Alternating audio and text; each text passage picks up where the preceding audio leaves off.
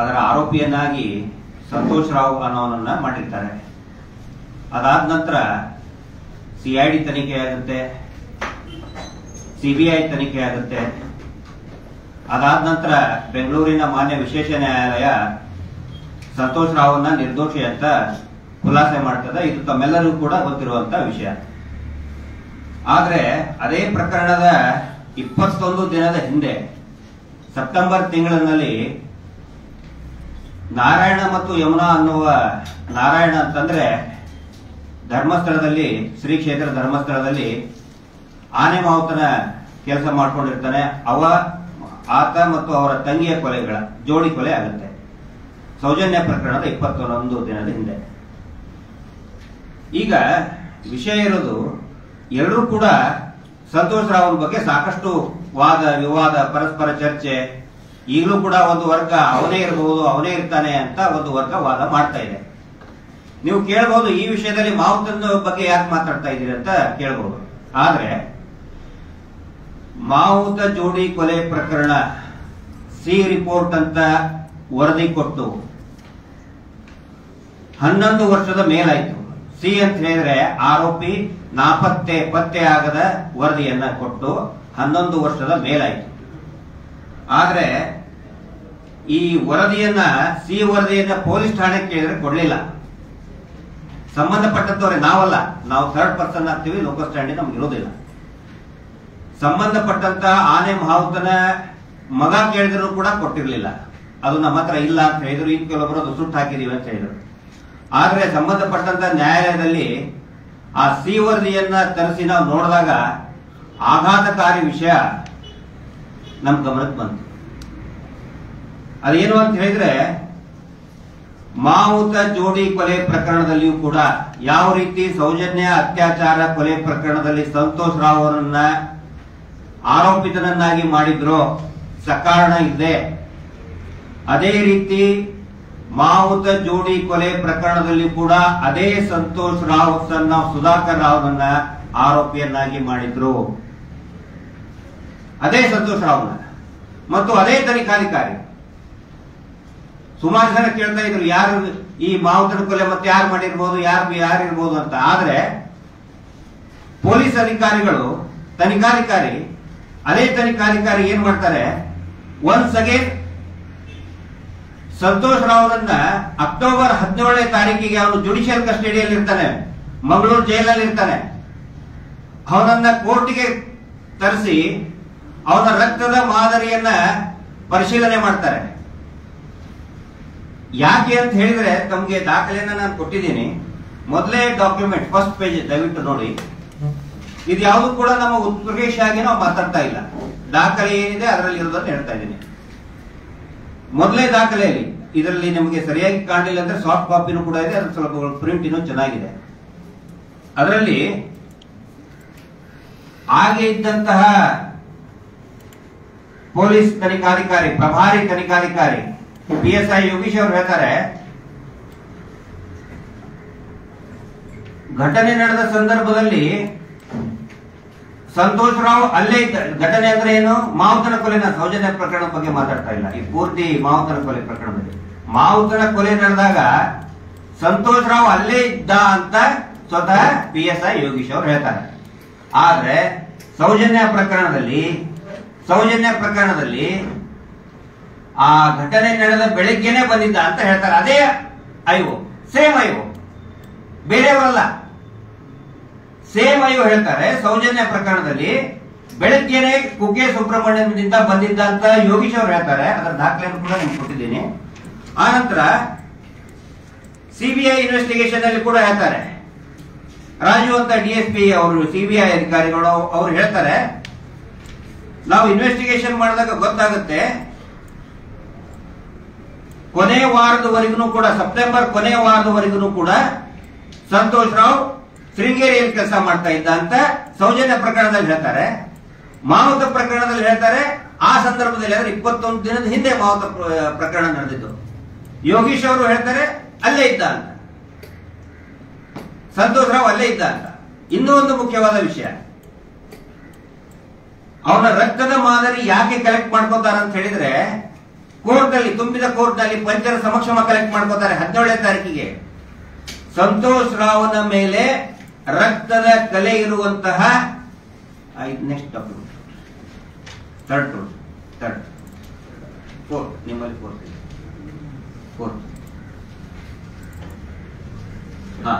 ಎಲ್ಲ 4ನೇ ಡಾಕ್ಯುಮೆಂಟ್ ಅಲ್ಲಿ ಸಂತೋಷ್ ರಾವ್ನ ರಕ್ತದ ಇದನ್ನ ಯಾಕೆ ಸ್ಯಾಂಪಲ್ ತಗೊಳ್ತಾರೆ ಅಂತ ಹೇಳಿದ್ರೆ, ಅವನನ್ನ ಅರೆಸ್ಟ್ ಮಾಡಿದಾಗ ಅವನ ಹತ್ರ ರಕ್ತದ ಕಲೆ ಇರುವಂತಹ ಬಟ್ಟೆಗಳನ್ನ ನಾವು ಜಪ್ತಿ ಮಾಡ್ಕೊಂಡಿದೀವಿ ಅಂತ ಹೇಳ್ತಾರೆ ಮಾವುತನ ಕೇಸ್ನಲ್ಲಿ.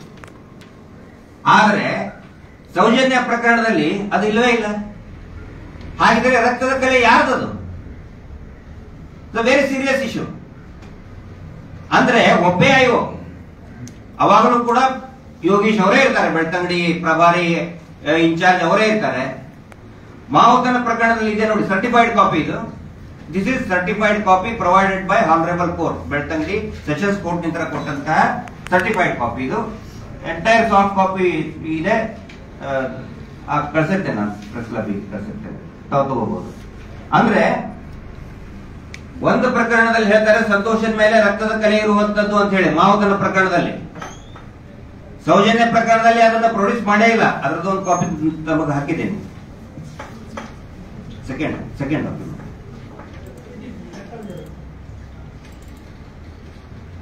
ಇದು ನೋಡಿ, ಸಿಬಿಐ ಸಲ್ಲಿಸಿದಂತ ಚಾರ್ಜ್ ಶೀಟ್ ನಲ್ಲಿ ಮಾಡ್ಕೊಂಡಿದೀವಿ ಅಂತ ಎಲ್ಲ ಹಾಕಿದ್ದಾರೆ. ಇದರಲ್ಲಿ ರಕ್ತದ ಕಲೆ ಇರುವಂತಹ ಬಟ್ಟೆಯ ಉಲ್ಲೇಖ ಇಲ್ಲವೇ ಇಲ್ಲ.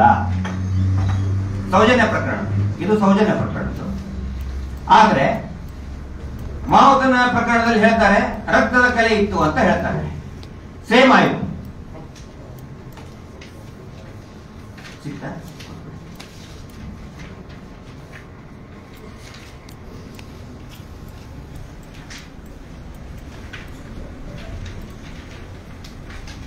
ಇನ್ನೊಂದು ಮಾವುತ ಜೋಡಿ ಕೊಲೆ ಪ್ರಕರಣದಲ್ಲಿ ರಾಜೇಂದ್ರ ಎಂಬ ವ್ಯಕ್ತಿಯಿಂದ ದೂರು ಪಡಿತಾರೆ. ಎಫ್ಐಆರ್ ಮಾಡಿದ್ದು ಮಾವುತನ ಕೊಲೆ ಪ್ರಕರಣದಲ್ಲಿ ದೂರು ಕೊಟ್ಟಂತವ್ರು ಯಾರು ಅಂತ ಹೇಳಿದ್ರೆ ರಾಜೇಂದ್ರ ರೈ, ಹರ್ಷೇಂದ್ರ ಕುಮಾರ್ ಅವರಂದ ಅತ್ಯಾಪ್ತ. ಆದ್ರೆ ಆ ನಾರಾಯಣ ಮಾವುತನ ಸಂಬಂಧಿಕರ ಅವರು ಕಂಪ್ಲೇಂಟ್ ಕೊಡಕ್ ರೆಡಿ ಇರ್ತಾರೆ, ಅವ್ರ ಕಂಪ್ಲೇಂಟ್ ಅನ್ನೇ ತಗೊಳ್ಳೋದಿಲ್ಲ. ಯಾವ್ದಾದ್ರೂ ಕೊಲೆ ಪ್ರಕರಣ ಆದಾಗ ಆ ಕೊಲೆ ಆದಂತಹ ವ್ಯಕ್ತಿಯ ಸಂಬಂಧಿಕರ ಒಂದು ಕಂಪ್ಲೇಂಟ್ ಅನ್ನು ತಗೋಬೇಕು. ಒಂದ್ ವೇಳೆ ಅನ್ಕ್ಲೇಮ್ಡ್ ಡೆಡ್ ಬಾಡಿ ಇದ್ರೆ, ದರ್ಶನ್ ಪ್ರಕರಣದಲ್ಲಿ ಆಯ್ತಲ್ಲ, ಕೊಟ್ಟಂತವ್ರು ಡೆಡ್ ಬಾಡಿ ಯಾರ ಮನೆ ಎದುರುಗಡೆ ಬಿದ್ದಿತ್ತು ಆ ಮನೆ ಓನರ್ ಕೊಟ್ಟಿದ್ರು. ಯಾಕಂತ ಹೇಳಿದ್ರೆ ಅವತ್ತಿನಲ್ಲಿ that was unclaimed. Narayana Swamy body, Renuka Swamy body unclaimed ಇತ್ತು ಅವಾಗ. ಆದ್ರೆ ಇಲ್ಲಿ ಸ್ವತಃ ಸತ್ತದ್ದ ಮೃತರಂದ ಮಗ ಇರ್ತಾನೆ, ಹೆಂಡತಿ ಇರ್ತಾರೆ, ಅವ್ರು ಕಂಪ್ಲೇಂಟ್ ತಗೊಳ್ಳೋದಿಲ್ಲ. ರಾಜೇಂದ್ರ ರೈ ಕಂಪ್ಲೇಂಟ್ ತಗೋತಾರೆ. He becomes the complaint. ಎಲ್ಲರಿಗೂ ಸಂಶಯ ಇದ್ದಿದ್ದು ರಾಜೇಂದ್ರ ರೈ ಮೇಲೇನೆ ಇರ್ತದೆ. ಇವನೇ ಕೊಂದಿರಬಹುದು ಅನ್ನುವ ಸಂಶಯವನ್ನ ನಾನು ಹೇಳ್ತಾ ಇಲ್ಲ. ಆ ಮೃತ ನಾರಾಯಣನ ಮಕ್ಕಳೇ ಹೇಳಿದ್ದಾರೆ, ಅವನ ಹೆಂಡತಿನೂ ಕೂಡ ಹೇಳಿದ್ದಾರೆ. ಆದ್ರೂ ಕೂಡ ಆ ಯಾರ ಮೇಲೆ ಸಂಶಯ ಇರ್ತದೆ ಅವ್ರದೇ ಎಫ್ಐಆರ್. ಈಗ ದರ್ಶನ್ ಕೇಸ್ ನಲ್ಲಿ, ರೇಣುಕಾ ಸ್ವಾಮಿ ಮರ್ಡರ್ ಕೇಸ್ ನಲ್ಲಿ ದರ್ಶನ್ನೇ ಕಂಪ್ಲೇಂಟ್ ಆದ್ರೆ ಏನಾಗ್ತಿತ್ತು? ದರ್ಶನನ್ನೇ ಅವನ ಕಡೆಯಿಂದನೇ ಕಂಪ್ಲೇಂಟ್ ತಗೊಂಡ್ಬಿಟ್ರೆ ಏನಾಗ್ತಿತ್ತು? ಇಲ್ಲೂ ಹಂಗೆ ಆಗಿದೆ. ಇನ್ನೊಂದು ಆಘಾತಕಾರಿ ವಿಷಯ ಹೇಳ್ತಾರೆ, ಸಿ ವರದಿಯಲ್ಲಿ ಇದೆ. ಅದು ಸಿ ರಿಪೋರ್ಟ್ ಅಲ್ಲಿ ಡಾಕ್ಟರ್ ಆಡಮ್, ಬಹುಶಃ ತಾವು ಈ ಹೆಸರನ್ನ, ಈ ವೈದ್ಯಾಧಿಕಾರಿಯ, ಹಿರಿಯ ವೈದ್ಯಾಧಿಕಾರಿಯ ಹೆಸರನ್ನ ತಾವೆಲ್ಲರೂ ಕೂಡ ಕೇಳಿರ್ತೀರಿ. ಇತ್ತೀಚೆಗೆ ನಿಧನರಾದರು, ಅತ್ಯಂತ ಸಂಶಯಾಸ್ಪದ ರೀತಿಯಲ್ಲಿ ಕೋಮಾದಲ್ಲಿ ಹೋಗಿ ನಿಧನರಾದರು. ಅದೇ ಡಾಕ್ಟರ್ ಆಡಮ್ ಮಾವುತ ಕೊಲೆ ಪ್ರಕರಣದ ಪೋಸ್ಟ್ ಮಾರ್ಟಮ್ ಮಾಡಿದಂತ ಅಧಿಕಾರಿ. ಅವರು ಕೊಟ್ಟಂತಹ ಪೋಸ್ಟ್ ಮಾರ್ಟಮ್ ನಲ್ಲಿ ಇದೆ ಯಮುನಾಳ ಅತ್ಯಾಚಾರ ಆಗಿರಬಹುದು ಅನ್ನೋ ಒಂದು ಡೌಟ್ ಮೇಲೆ ವೆಜನಲ್ ಸ್ವಾಬ್ ಅನ್ನ ಮತ್ತೆ ಪ್ಯೂಬಿಕ್ ಹೇರ್ ಅನ್ನ FSL ರಿಪೋರ್ಟ್ಗೆ ಕಳಿಸಿ ಅಂತ ಶಿಫಾರಸ್ ಮಾಡ್ತಾರೆ. ಸಂತೋಷ್ ರಾವ್ DNA ಕಳಿಸ್ತಾರೆ, ಯಮುನಾದು ಕೂಡ ವೆಜನಲ್ ಸ್ವಾಬ್ ಕಳಿಸ್ತಾರೆ. ಅದರಲ್ಲಿ ಗೊತ್ತಾಗುತ್ತೆ ಸಂತೋಷ್ ರಾವ್ ಪಾತ್ರ ಏನೂ ಇಲ್ಲ ಅಂತ ಹೇಳಿ ಅವರೇ ಉಲ್ಲೇಖ ಮಾಡಿದ್ದಾರೆ. ಇದರಲ್ಲಿ ಸಿ ರಿಪೋರ್ಟ್ ನಲ್ಲಿ ಇದೆ. ಏನು ಪಾತ್ರ ಇಲ್ಲ ಅಂತ ಹೇಳಿದ್ರು ಕೂಡ 3 ವರ್ಷದವರೆಗೆ ಅವನನ್ನ ಆರೋಪಿಯನ್ನಾಗಿ ಇಟ್ಕೋತಾರೆ ಸಂತೋಷ್ ರಾವ್ ಮಾವುತನ ಪ್ರಕರಣದಲ್ಲಿ. ಏನಿದ್ರ ಅರ್ಥ? ನಿಜವಾಗ್ಲೂ ಕೂಡ ಯಾರನ್ನ ತನಿಖೆ ಮಾಡಬೇಕಾಗಿತ್ತು? ಆ ಮಾವುತನ ಹೆಂಡತಿ ಕಂಪ್ಲೇಂಟ್ ಕೊಟ್ಟಿದ್ದು ಹರ್ಷೇಂದ್ರ ಕುಮಾರ್ ಅವ್ರ ಮೇಲೆ ಇದನ್ನ ನಾನು ಹೇಳ್ತಾ ಇಲ್ಲ, ಅಥವಾ ಅವ್ರಿಗೆ ಅಪಪ್ರಚಾರ ಮಾಡಬೇಕು, ಶ್ರೀ ಕ್ಷೇತ್ರಕ್ಕೆ ಅಪಮಾನ ಮಾಡಬೇಕು ಅನ್ನೋ ಉದ್ದೇಶದಿಂದ ನಾವು ಹೇಳ್ತಾ ಇಲ್ಲ. ದಾಖಲೆಯಲ್ಲಿ ಏನಿದೆ ಯಥಾವತ್ತಾಗಿ ನಾವು ಹೇಳ್ತಾ ಇದ್ದೀವಿ. ಮತ್ತೆ 2013 ಆಗಿನ ತನಿಖಾಧಿಕಾರಿ ಹೇಳ್ತಾರೆ ಹರ್ಷೇಂದ್ರ ಕುಮಾರ್ ಅವರ ವಿಚಾರಣೆ ನಾವು ಮಾಡಿದೀವಿ ಅಂತ ಹೇಳಿ. ಆದ್ರೆ ಯಾವಾಗ ವಿಚಾರಣೆ ಮಾಡಿದ್ರಿ, ಯಾವ ಸಮಯದಲ್ಲಿ ಮಾಡಿದ್ರಿ, ಎಲ್ಲಿ ಮಾಡಿದ್ರಿ, ಅದು ಯಾವುದು ಕೂಡ ವರದಿಯಲ್ಲಿ ಹೇಳುದಿಲ್ಲ. ಬರೀ ನಾವು ವಿಚಾರಣೆ ಮಾಡಿದ್ವಿ ಅಂತ ಹೇಳ್ತಾರೆ. ಹರ್ಷೇಂದ್ರ ಕುಮಾರ್ ಅವರ ಹೇಳಿಕೆ ಸಂಪೂರ್ಣ ಗೊಂದಲದಿಂದ ಕೂಡದೇ ಇದ್ದಾರೆ. ಸ್ಪಷ್ಟವಾಗಿ ಅವ್ರು ಹೇಳದೇ ಇರಲಿಲ್ಲ. ಅವ್ರು ಏನ್ ಹೇಳಿದ್ರು ಅನ್ನೋದನ್ನ ಈ ಇನ್ಸ್ಪೆಕ್ಟರ್ ಹೇಳ್ತಾರೆ. ಆನೆ ಮಾವುತನ ಜಾಗೆ ಬಗ್ಗೆನೂ ಕೂಡ ಕೆಲವೊಬ್ರು ವಾದ ಏನೋ ಹೇಳ್ತಾರೆ. ಅದು ಅವದೇ, ಅದು ಧರ್ಮಸ್ಥಳದ ಜಾಗೆ ಇತ್ತು, ಶ್ರೀ ಕ್ಷೇತ್ರ ಧರ್ಮಸ್ಥಳದ ಜಾಗೆ ಇತ್ತು ಅಂತ ಹೇಳಿ. ಆದ್ರೆ ಶವ ಪಂಚನಾಮೆ ಮಾಡಬೇಕಾದ್ರೆ ಪೊಲೀಸ್ ಅಧಿಕಾರಿಗಳು ಆಗ ಕಲೈಮಾರ್ ಅಂತ ಎಸ್ ಆಗಿರ್ತಾರೆ, ಇನ್ಸ್ಪೆಕ್ಟರ್ ಲಿಂಗಪ್ಪ ಅಂತ ಇರ್ತಾರೆ. ಅವರು ವಸ್ತುನಿಷ್ಠವಾಗಿ ವರದಿಯನ್ನ ಕೊಡ್ತಾರೆ. ಆ ಜಾಗೆ ಕಂದಾಯ ಅಧಿಕಾರಿಗಳ ದಾಖಲೆಯನ್ನ ಪರಿಶೀಲನೆ ಮಾಡಿ ಆ ಒಂದು ವರದಿ ಕೊಡ್ತಾರೆ. ಆ ವರದಿಯಲ್ಲಿದೆ ಆ ಮನೆ ಕಟ್ಟಡದ ಸಂಖ್ಯೆ 1/132 ಮತ್ತು ಅದರ ಸುತ್ತಮುತ್ತಲಿನ ಜಾಗೆ ಮಾವುತನದೇ ಆಗಿರುತ್ತದೆ ಅಂತ ಹೇಳಿ ಸಾಕ್ಷಿ ಪಂಚರ ಸಮಕ್ಷಮದಲ್ಲಿನೇ ವರದಿಯನ್ನ ಕೊಡ್ತಾರೆ. ಹಾಗಿದ್ರೆ ಇದು ಘಟನೆ ಆಗಿರೋದು ಯಾಕೆ? ತನಿಖೆ ಯಾರ ಮೇಲೆ ಮಾಡಬೇಕಾಗಿತ್ತು? ಬ್ಲಡ್ ಸ್ಯಾಂಪಲ್ ಯಾರು ತಗೋಬೇಕಾಗಿತ್ತು? ಅದೇ ರಾಜೇಂದ್ರ ರಾಯ್ ಹರ್ಷೇಂದ್ರ ಕುಮಾರ್ ಅವ್ರದ್ದು ಬ್ಲಡ್ ಸ್ಯಾಂಪಲ್ ತಗೊಳ್ಬೇಕಾಗಿತ್ತು. ಆದ್ರೆ ಏನ್ ಮಾಡಿದ್ರು ಇವರು? ಒನ್ಸ್ ಅಗೇನ್ ಸೇಮ್ ಸಂತೋಷ್ ರಾವ್ನನ್ನೇ ಸೇರಿಸಿದ್ರು ಅದರಲ್ಲಿ. ಯಾಕಂತ ಹೇಳಿದ್ರೆ 2-3 ವರ್ಷ ಅದು ಎಳಿತಾ ಹೋಗ್ಬೇಕು ಈ ಕಡೆ. ನಿಜವಾಗ್ಲೂ ಯಾರನ್ನ ತನಿಖೆ ಮಾಡಬೇಕು ಅವ್ರನ್ನ ಇವ್ರು ಮಾಡುವುದೇ ಇಲ್ಲ. ಸೌಜನ್ಯ ಪ್ರಕರಣದಲ್ಲಿನೂ ಅದೇ ಆಗಿತ್ತು. ಸೌಜನ್ಯ ಪ್ರಕರಣದಲ್ಲಿ ಈಗ ಮೊನ್ನೆ ಹೋದ ವರ್ಷ ನ್ಯಾಯಾಲಯ ಹೇಳ್ತು ಅಲ್ಲ ಅಂತ ಹೇಳಿ. ಮಾವುತನ ಪ್ರಕರಣದಲ್ಲಿ ಸೌಜನ್ಯ ಅಲ್ಲ ಅಂತ ಹೇಳಿ DNA FSL ಹೇಳಿದ ಮೇಲೆ ಅವನ ಹೆಸರು ತೆಗಿತಾರೆ. ಸೌಜನ್ಯ ಪ್ರಕರಣದಲ್ಲಿ ಕೂಡ ಒನ್ಸ್ ಅಗೇನ್ DNA ರಿಪೋರ್ಟ್ ನಲ್ಲಿ ಹೇಳ್ತದೆ ಸಂತೋಷ್ ರಾವ್ ಕೂಡ ಮತ್ತೆ ಸೌಜನ್ಯ ಯಾವುದು ಟ್ಯಾಲಿ ಆಗ್ತಾ ಇಲ್ಲ ಅಂತ ಹೇಳ್ತಾರೆ. FSL ರಿಪೋರ್ಟ್ ಇದೆ, ಚಾರ್ಜ್ ಶೀಟ್ ಅಲ್ಲಿ ಇದೆ, CBI ಸಲ್ಲಿಸಿದಂತ ಚಾರ್ಜ್ ಶೀಟ್ ಅಲ್ಲಿ ಇದೆ. ಆದ್ರೂ ಕೂಡ ಸಂತೋಷ್ ರಾವ್ನ ತೆಗೆಯೋದಿಲ್ಲ. ಅಂದ್ರೆ ಇಲ್ಲಿ ನಿಜವಾದ ಅಪರಾಧಿಗಳು ಯಾರಿದ್ದಾರೆ ಅವ್ರನ್ನ ಇದುವರೆಗೂ ಕೂಡ ಅರೆಸ್ಟ್ ಮಾಡೋದಿರ್ಲಿ, ಬರೀ ಒಂದು ಎನ್ಕ್ವೈರಿ ಕೂಡ ಮಾಡಿಲ್ಲ. ಇದನ್ನ ನಾನು ಹೇಳ್ತಾ ಇಲ್ಲ, once again I repeat, C report ನಲ್ಲಿ ಬಹಳ ಸ್ಪಷ್ಟವಾಗಿ ಹೇಳಿದೆ. ಇನ್ನೊಂದು ಸುಳ್ಳು ಪ್ರಚಾರವನ್ನ ಮಾಡ್ತಾ ಇದ್ರು ನಮ್ಮ ಮೇಲೆ ಮಾವುತನ ಪ್ರಕರಣ. ಕೆಲವೊಬ್ರು ಮಾವುತನ ಪ್ರಕರಣಕ್ಕೆ ಸಂಬಂಧಪಟ್ಟಂತೆ ಹಕ್ಕಿ ಪಿಕ್ಕಿಯವರು ಮಾಡಿದ್ದಾರೆ, ಮೈಸೂರಿನವರು ಮಾಡಲಿರುವಂತ ಹಕ್ಕಿ ಪಿಕ್ಕಿಯವರು ಅಥವಾ KR ನಗರ ಸಮೀಪ ಇರುವಂತ ಪಕ್ಷಿರಾಜಪುರದಲ್ಲಿದ್ದಂತ ಹಕ್ಕಿ ಪಿಕ್ಕಿ ಜನಾಂಗದವರು ಮಾಡಿದ್ದಾರೆ. ಈಗ ಅವರು ಮೈಸೂರು ಜೈಲಿನಲ್ಲಿದ್ದಾರೆ, ಹಿಂಗಾಗಿ ಅವ್ರನ್ನ ಅರೆಸ್ಟ್ ಮಾಡಕ್ ಬರೋದಿಲ್ಲ ಅಂತ ಹೇಳಿ ಸುಳ್ಳು ಅಪಪ್ರಚಾರವನ್ನ ಮಾಡ್ತಾನೆ ಬಂದ್ರು. ಇದೇ ಸಿ ರಿಪೋರ್ಟ್ ಕೊನೆ ಪೇಜ್ ನಲ್ಲಿದೆ. ಹಕ್ಕಿ ಪಿಕ್ಕಿ ಅವ್ರನ್ನ, ಅದರಲ್ಲಿ ಇಂದ್ರ, ಮಂಜು ಅಲಿಯಾಸ್ ಮಂಜುನಾಥ ಮತ್ತು ಕಾದಲನ್ 3 ಜನರ ಮೇಲೆ ಸಂಶಯ ಇತ್ತು. ತನಿಖೆ ಮಾಡಿದ್ವಿ, ಆದರೆ ಯಾವುದೇ ಸಾಕ್ಷಿ ಆಧಾರಗಳು ಲಭ್ಯವಿರುವುದಿಲ್ಲ ಅಂತ ಸ್ಪಷ್ಟವಾಗಿ ಸಿ ವರದಿಯಲ್ಲಿ ಹೇಳಿದೆ. ಮತ್ತೆ ಮಾಡಬಹುದು ಯಾರು? ಇಲ್ಲಿ ಸಂತೋಷ್ ರಾವ್ನನ್ನು ಸೇರಿಸಿದ್ರಿ ಅಮಾಯಕವಾಗಿ. 3 ವರ್ಷ ಮಾವುತನ ಕೇಸ್ನಲ್ಲಿ ಸಂತೋಷ್ ರಾವ್ನ ಇದರಲ್ಲಿ ಆರೋಪಿಯನ್ನ ಮಾಡಿದ್ರಿ. ಅವನು ಬ್ಲಡ್ ಸ್ಯಾಂಪಲ್ ತಗೊಂಡಿದ್ರಿ. ಯಾರು ತಗೋಬೇಕಾಗಿತ್ತು ಅವ್ರು ತಗೊಂಡೇ ಇಲ್ಲ. ಅದು ಸುಂದರಿ ಸ್ಟೇಟ್ಮೆಂಟ್ ಇದೆ. ಸ್ವತಃ ಆ ಮಾವುತನ ಹೆಂಡತಿ ಹೇಳ್ತಾಳೆ, ಆಸ್ತಿ ಸಲುವಾಗಿನೇ ಇದು ಕೊಲೆ ಆಗಿತ್ತು ಅಂತ ಹೇಳಿ.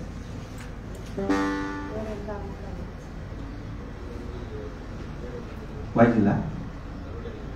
ಇದು ಮೃತ ನಾರಾಯಣನ ಪತ್ನಿ ಸುಂದರಿಯ ಸ್ಟೇಟ್ಮೆಂಟ್ ಅವಾಗಿದ್ದು. ಎಲ್ಲೂ ಕೂಡ ಟೆಲಿಕಾಸ್ಟ್ ಮಾಡಕ್ ಬಿಟ್ಟಿದ್ದಿಲ್ಲ. ಈಗ ಪ್ರತಿಯೊಂದನ್ನು ಕೂಡ ಹಳೆ ಎಲ್ಲವನ್ನು ಕೂಡ ವಿಡಿಯೋಗಳನ್ನ ಕಲೆಕ್ಟ್ ಮಾಡಿ 11 ವರ್ಷದ ಹಿಂದಿರುವಂತಹ ವಿಡಿಯೋಗಳನ್ನ ಕಲೆಕ್ಟ್ ಮಾಡಿ ನಾವು ಪ್ಲೇ ಮಾಡ್ತಾ ಇದೀವಿ. ಎಲ್ಲೂ ಕೂಡ ಇದು ಟೆಲಿಕಾಸ್ಟ್ ಆಗಿಲ್ಲ. ಫಸ್ಟ್ ಟೈಮ್ ಇದು ತಮ್ಮ ಮುಂದೆ ಪ್ರದರ್ಶನ ಮಾಡ್ತಾ ಇದ್ದೀವಿ.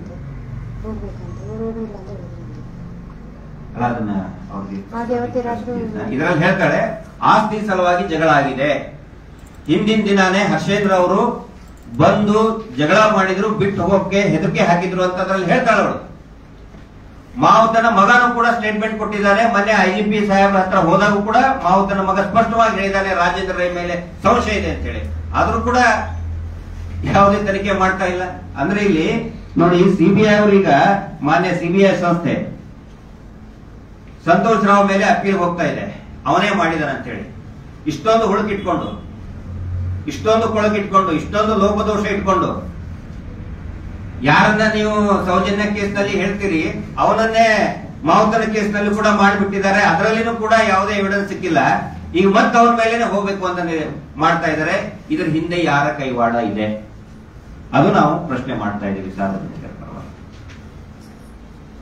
ಜನಗಳಿಗೆ ಪೊಲೀಸ್ ಇಲಾಖೆ ಮೇಲೆ ಒಂದು ವಿಶ್ವಾಸ ಇದೆ. ಈಗ ದರ್ಶನ್ ಪ್ರಕರಣ ತಗೊಳ್ಳಿ, ಪ್ರಜ್ವಲ್ ಪ್ರಕರಣ ತಗೊಳ್ಳಿ. ದರ್ಶನ್ ಪ್ರಕರಣ ತುಂಬಾ ಎಕ್ಸಲೆಂಟ್ ಆಗಿ ಮಾಡ್ತಾ ಇದ್ದಾರೆ.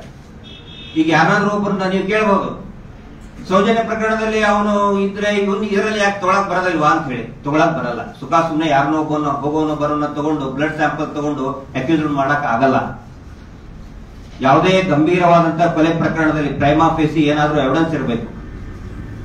ಸೌಜನ್ಯ ಕೇಸ್ನಲ್ಲಿ ಇವರೇ ಹೇಳ್ತಾರೆ, ಮತ್ತೆ ಇವರ ಮೇಲಿನ ಹಂತದ ಸಿಐಡಿ ಹೇಳ್ತದೆ, ಸಿಬಿಐ ಹೇಳ್ತದೆ, ಸಂತೋಷ್ ರಾವ್ ಕಿಡ್ನಾಪ್ ಆಗಿದ್ದ ಬೆಳಗ್ಗೆನೆ ಬಂದಿದ್ದ ಅಂತ ಇದೇ ಅಧಿಕಾರಿನೇ ಹೇಳ್ತಾರೆ.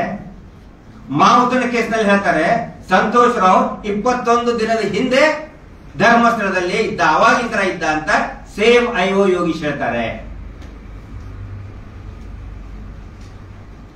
ಅಂದ್ರೆ ಸಂತೋಷ್ ರಾವ್ ಒಬ್ಬ ಅಮಾಯಕನನ್ನ ಬಲಿಪಶು ಮಾಡಿ ಎರಡೂ ಪ್ರಕರಣದಲ್ಲಿ ಇದ್ದಂತಹ ನೈಜ ಅಪರಾಧಿಗಳನ್ನ ರಕ್ಷಣೆ ಮಾಡೋದಕ್ಕೆ ಇದೊಂದು ಕುತಂತ್ರ ಮಾಡಿದ್ದಾರೆ ಅಂತೇಳಿ ಬಹಳ ಸ್ಪಷ್ಟವಾಗಿ ಈ ಸಿ ವರದಿಯಲ್ಲಿ ಎದ್ದು ಕಾಣ್ತಾ ಇದೆ. ಈ ಸಿ ವರದಿಯನ್ನ it is a certified copy ನ್ಯಾಯಾಲಯದಿಂದ ತೆಗೆದುಕೊಂಡಿದ್ದೇವೆ. ಎಲ್ಲೆಂತನೂ ಯಾರ್ದೋ ಕಡೆ ಕೇಳಿ ಗೌಪ್ಯವಾಗಿ ನಾವು ತಗೊಂಡಿಲ್ಲ. ಮತ್ತು ಆ ನಾರಾಯಣ ಮಾವುತನ ಮಕ್ಕಳೇ ಅಪ್ಲಿಕೇಶನ್ ಹಾಕಿ ತೆಗೆದುಕೊಂಡು ಬಂದಂತಹ ಸಿ ವರದಿ, ನ್ಯಾಯಾಲಯದಿಂದ ಅಡ್ವೊಕೇಟ್ ಮುಖಾಂತರ ತೆಗೆದುಕೊಂಡು ಬಂದಂತಹ ವರದಿ.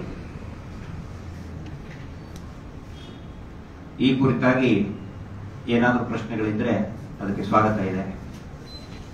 ತದನಂತರ ನಮ್ಮ ನಾಯಕರಾದಂತಹ ಮಹೇಶ್ ಶೆಟ್ಟಿ ತಿಮರೋಡಿಯವರು ಮೊನ್ನೆ ಆದಂತಹ ಬಡ್ಡಿ ದಂಧೆ ವಿರೋಧವಾಗಿ ನಮ್ಮ ಟಿ ಜಯಂತ್ ಅವರು ಮತ್ತೆ ಸಂತೋಷ್ ಶೆಟ್ಟಿ ಅವರು, ರವೀಂದ್ರ ಶೆಟ್ಟಿ ಅವರು ಏನೊಂದು ಹೋರಾಟ ಮಾಡ್ತಿದ್ರು, ಅವ್ರ ಮೇಲೆ ಭೀಕರ ಹಲ್ಲೆ ಆಗಿದೆ. ಅದಕ್ಕೆ ಪ್ರತಿಕ್ರಿಯೆಯಾಗಿ ಮಾನ್ಯ ಎಸ್ ಪಿ ಅವರಿಗೆ ಭೇಟಿಯಾದಾಗ ಅವಳು ಎಸ್ ಪಿ ಸಾಹೇಬರು, ಉಡುಪಿ ಜಿಲ್ಲೆ ಎಸ್ ಪಿ ಸಾಹೇಬರು ಬಹಳ ಸ್ಪಷ್ಟವಾಗಿ ಹೇಳಿದ್ದಾರೆ, ಬಲವಂತವಾಗಿ ಯಾರ ಮನೆ ಅಂಗಳಕ್ಕೆ ಹೋಗಿ ಬಡ್ಡಿಯನ್ನ ವಸೂಲಿ ಮಾಡುವ ಹಾಗಿಲ್ಲ, ಅದು ಕಾನೂನು ಬಾಹಿರ ಅಂತ ಸ್ವತಃ ಎಸ್ ಪಿ ಸಾಹೇಬರು ಹೇಳಿದ್ದಾರೆ. ಅದರ ಸಲುವಾಗಿ ಇವತ್ತು ನಾವು ಐಜಿಪಿ ಸಾಹೇಬರಿಗೂ ಕೂಡ ನಾವು ಭೇಟಿ ಆಗ್ತಾ ಇದ್ದೀವಿ. ಮಂಗಳೂರು ಐಜಿಪಿ ವಲಯ ಅವ್ರಿಗೂ ಕೂಡ ಭೇಟಿಯಾಗಿ ಏನೊಂದು ಮೊನ್ನೆ ಹಲ್ಲೆ ಆಗಿದೆ ನಮ್ಮ ನಾಯಕರುಗಳ ಮೇಲೆ, ಅದರ ಕುರಿತಾಗಿ ಮಾಹಿತಿಯನ್ನು ಕೊಟ್ಟು ಮತ್ತು ಇಡೀ ರಾಜ್ಯದಲ್ಲಿ ಈ ಅಕ್ರಮ ಬಡ್ಡಿ ದಂಧೆಯನ್ನ, ಏನೋ ಒಂದು ಸಮಾಜ ಸೇವೆ ಅನ್ನೋ ಒಂದು ಬೋರ್ಡ್ ಹಾಕೊಂಡು ಮೀಟರ್ ಬಡ್ಡಿ ದಂಧೆ ನಡೆಸ್ತಾ ಇದ್ದಾರೆ, ಅದರ ವಿರುದ್ಧ ರಾಜ್ಯ ಸರ್ಕಾರಕ್ಕೂ ಕೂಡ ನಾವು ದೂರನ್ನ ಈ ಹಿಂದೆನೂ ಕೂಡ ಕೊಟ್ಟಿದ್ದೀವಿ. ಈಗಲೂ ಕೂಡ ಮಾನ್ಯ ಐಜಿಪಿ ಸಾಹೇಬರ ಗಮನಕ್ಕೆ ತರ್ತಾ ಇದ್ದೀವಿ. ಈ ಕುರಿತಾದಂತೆ ಮತ್ತು ಧರ್ಮಸ್ಥಳದಲ್ಲಿ ನಡೀತಾ ಇರುವಂತಹ ಈ ಅಕ್ರಮಗಳ ಬಗ್ಗೆ ನಮ್ಮ ನಾಯಕರಾದಂತಹ ಮಹೇಶ್ ಶೆಟ್ಟಿ